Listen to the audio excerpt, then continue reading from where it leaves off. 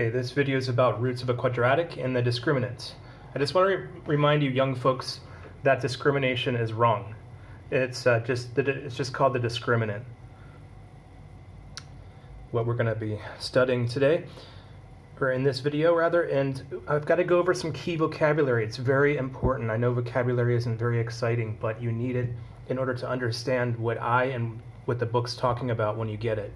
So just know the quadratic term is the one that has the square. So if you graph it, you're going to get a quadratic. This is a linear term. If you graph negative 3x by itself, you're going to get a line. Okay, a constant is just a number without a variable. In other words, it's not going to change. It's going to stay constant. So negative 10 is the constant in this case, 100, a billion, it doesn't matter. Any number is a constant. You can't change the negative 10 because there's no variable there. Okay, and the coefficient is the number that goes before a variable. So in this case, the coefficient of x squared is 1.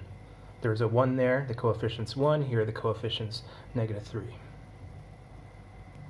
Okay, now we're going to talk about roots and what they actually are. And roots are where the parabola crosses the x-axis. And we know how to find that. In this instance, we can just factor it. It factors nicely and neatly.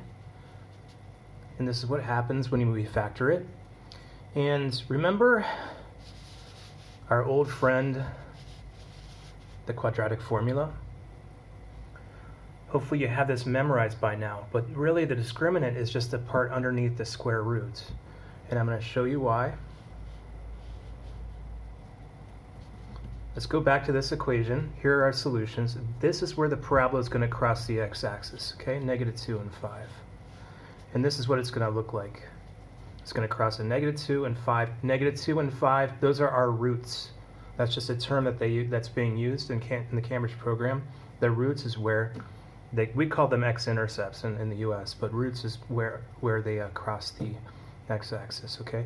So we're going to have two solutions for this equation. Let's go ahead and use the discriminant. So all we need is this part. Now if we get a positive underneath here, look, plus or minus positive number. For example, if we get 10, I'm going to put that in the equation. If we get 10, square root of 10, plus, well, let's make it 16, okay? So it comes out evenly. So if we get 16 under here, then take the square root and you get 4. So plus or minus 4. So if you put it in the equation, in the formula rather, you're going to get two solutions. You're going to get plus 4 and you're going to get a minus 4. And coming back to this one, the one we're talking about, here I went ahead and put it underneath the square root to show you. You get plus or minus 49. And if you put it in the quadratic formula, then you get negative 2 and 5. Well, what happens if you get 0? So let's take an easy quadratic. In this case, we're just going to use y is equal to x squared. Okay, so at y is equal to x squared, it just kisses the origin. It just touches it at one spot. So if I put, so there's no b, there's no c. If I put that in this part of the quadratic formula, you get 0. So plus or minus 0, that's not going to affect it if you add it, the value of those. And it's not going to affect the value if you subtract it. So you only get one solution. Okay, what if you get a negative?